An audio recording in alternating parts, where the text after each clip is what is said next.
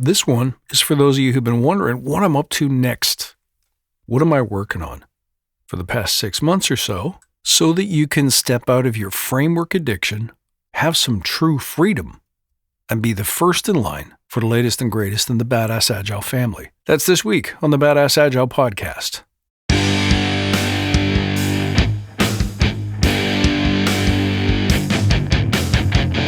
Greetings, team.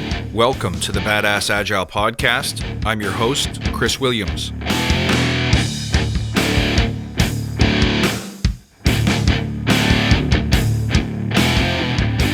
My friend, it's great to see you. I'm excited to have you here this week because I'm going to tell you about something I've been hinting at for the past little while. It's a new creation called the Forge Genesis.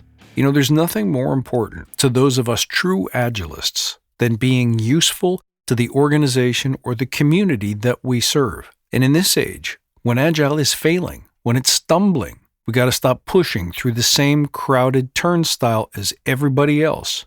I think the real skill of an Agile leader is to find and create opportunities. Opportunities to serve, opportunities to add value, opportunities to make impact. But most importantly, to help solve some of the pain points that we hear about, that we see, that we can validate, and most importantly, to learn how to pivot for ourselves and for our customers. That's what the Forge Genesis is all about.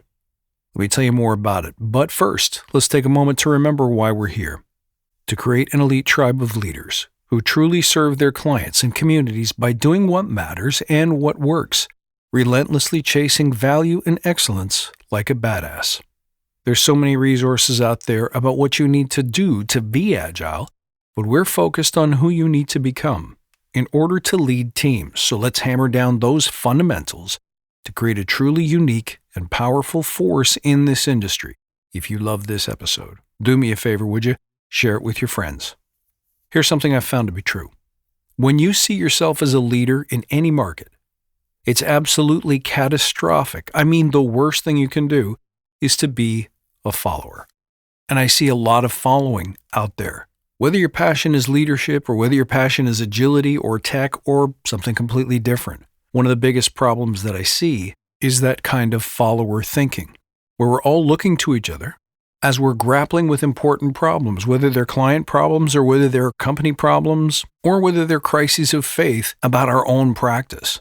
What too many people tend to lean on is, what do the textbooks say? What does the theory say about how to lead, how to be successful, how to perform well? That information is dead wrong. The skill that you have as an Agile coach, Scrum Master, whatever you do, is an extremely valuable skill, but right now you probably feel stuck. And I don't blame you, but stick around to the end because I'm going to share with you what I feel called to do about that stuckness, because it's not going to go anywhere on its own. It's not going to fix itself. And it requires bold leadership in order to emerge successful.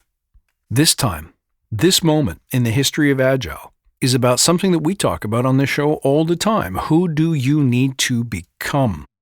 I've been sensing for a while that it's time to be free of the employee mindset, the employee contract, in fact, the titles, the role definitions. If Agile is going to deliver on its true promise, we have to do different than the average, and we have to be willing to break convention and break some rules to do what we know is right. Not what other Agilists are telling us we're supposed to do or what we're allowed to do. So for the past couple of years, as I'm talking to more and more people about the Forge and I'm graduating more people and meeting more new candidates, something all of a sudden became obvious in about the third quarter of 2024. It wasn't enough. Learning how to lead wasn't enough because people started coming up against all these different forces in the workplace, a rejection of Agile and its philosophies and its principles or its practices. Anti-Agile bosses, bad managers who represent a return to control and order, and things that we know from our practice don't really matter and don't really help an organization move forward. Look, if what an organization needs is consistency and predictability and rule following, then definitely we're headed in the right direction. But I believe this is a time of great innovation. As ways of working have changed, as technology continues to change at a rapid pace, we're all just trying to make sense of it. We're all just trying to survive and leverage all of these changes. And if you think about it, I believe that's what Agile practitioners are best at doing. Inviting change and helping people embrace it and adapt to it and be comfortable with it. That might be our greatest gift. So what started happening is people are saying, look, this isn't enough. I need to be either a louder voice in my organization, so I need to be able to influence more, convince more. I need to be able to reject the onslaught of all the oppressive rules and the bad advice that's leaking out of every pore of the Agile ecosystem. Or they're saying, I've had enough. It is time for me to focus on something that I'm expert at, or to focus on something that I think the modern organization really, really needs. So this is where we'll lose some people, because some people just want to be a Scrum Master or Agile coach inside a big organization that pays well, is reasonably fast to hire but slow to fire, and is, or at least was, 5 years ago, 10 years ago, willing to bet hundreds of thousands or millions on an Agile practice, to hire and use and test all this Agile talent only to find out that it's not really making a huge difference to their productivity or their profitability. So this is for those who wish to be a little bit more bold, who either want to create something of their own or want to narrow down and bring the value of the things they've learned, the skills they've learned, the insights that they've gained, the sensitivity to what a company or an industry truly needs and wants.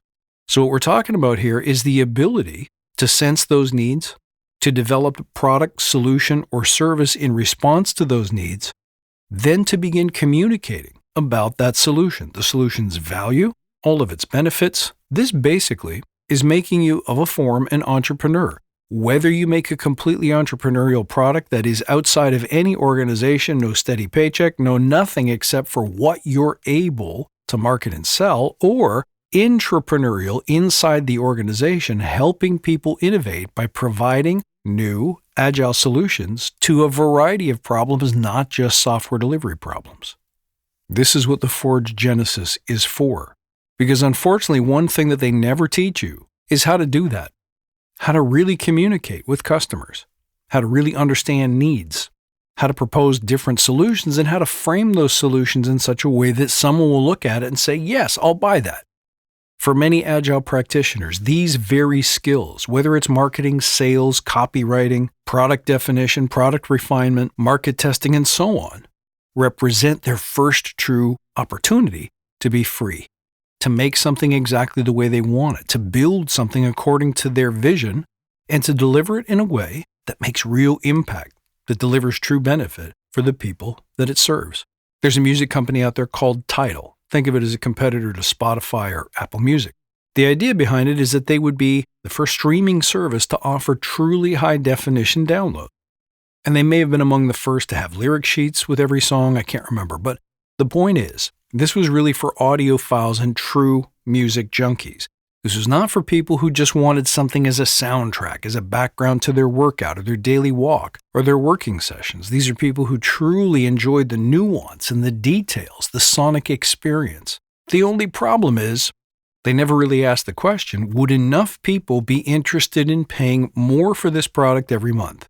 A higher price than any of the competitors, and for many, this would mean not replacing their existing streaming service, but having a second or a third one.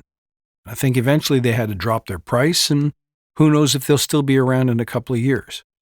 So here you are with your great idea, something that you're awesome at, something that you want to teach people, something you want to build for people, maybe a tool or a service. And you have Agile skills, so you should be able to build that product iteratively. You should be able to test it, measure the demand, make refinements, adapt quickly if you discover that some of your assumptions proved not to be true, right?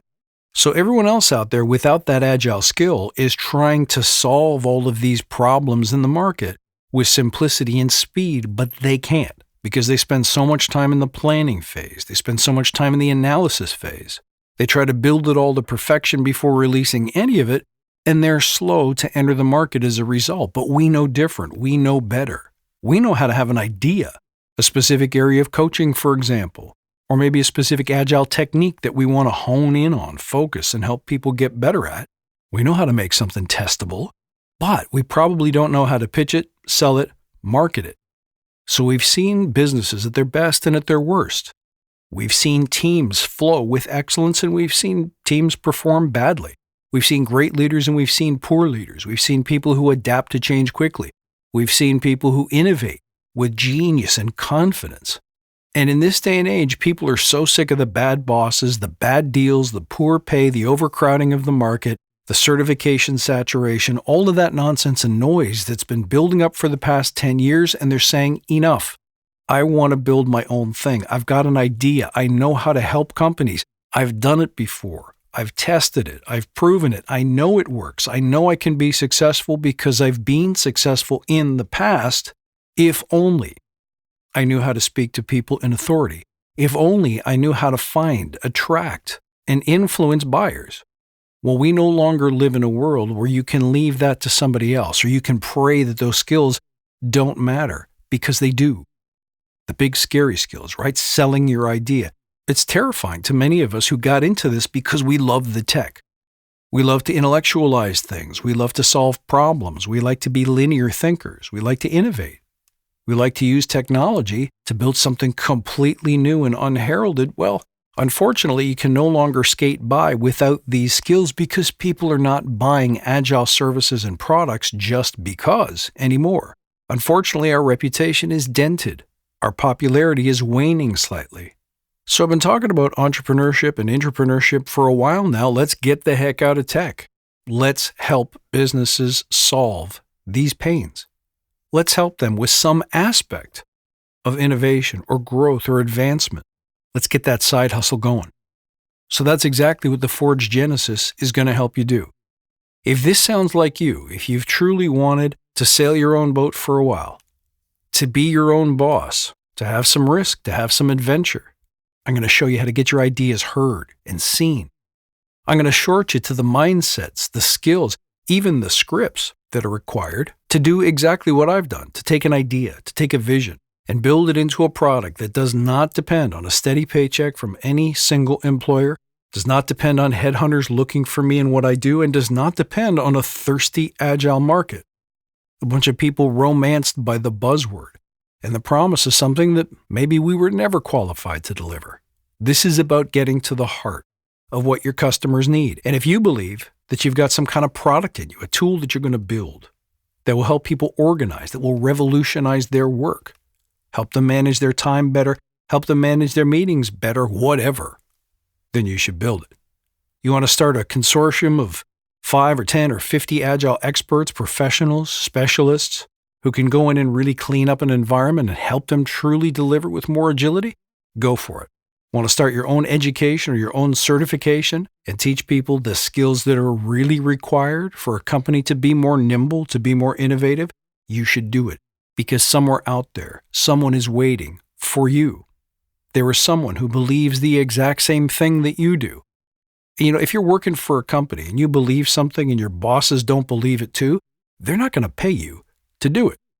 But if you learn how to put your message out there, your vision, the people who need you will find you as long as you say and do the right things. And that's what the Forge Genesis is for. It's me working side by side with you, taking your idea no matter what it is, whether it's got to do with tech or it doesn't, whether it's got to do with enhancing agile practice or it doesn't. I'm going to show you how to create that vision. I'm going to show you how to find that audience. I'm going to show you how to validate the problems that you're trying to solve, whether or not people will pay to have them solved by you, and how much they will pay. Then I'll teach you how to start reaching more of those people, finding them, getting your message out there so that it can be heard amidst all of the noise, especially all of the nasty, supplicating, rule-worshipping stuff you hear out there now on social media, which is you did your retrospective on a Monday? Bad boy. That's not how you're supposed to do things. Who said you're allowed to do that? My mom said you're not allowed to do that. Well, that stuff is worthless. It's not serving the industry.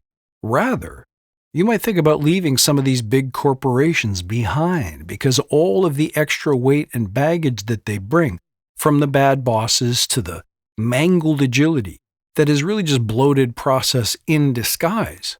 Leave those things behind. Create something new. Create something that sidesteps all of that so that you can build something that is truly yours, something that allows you to be truly free, a true creator, a true innovator, an interesting and impactful voice, a voice of change. Sound interesting? then this might be for you. If you want to hear more, stay tuned right here. We're in cohort beta 1 right now, but I'll be telling you more about it soon, and I'll be releasing future cohorts soon enough as well.